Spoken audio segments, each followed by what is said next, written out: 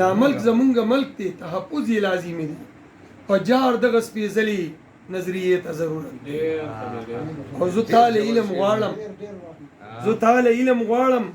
زه قلم درکول غواړم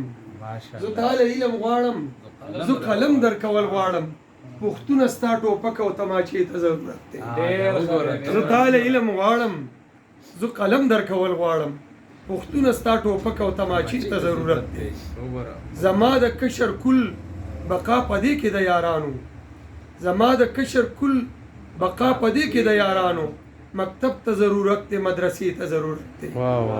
مکتب ته ډیره مننه مکتب ته ضرورت دی مدرسې ته ضرورت دی ادا یو شعر دی حبیب الرحمن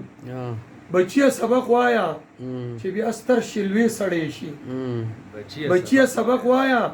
چې بیا ستر شلوي سړی شي نو ځکه اوس کتاب هم بستې ته ضرورت دی ډیر ښه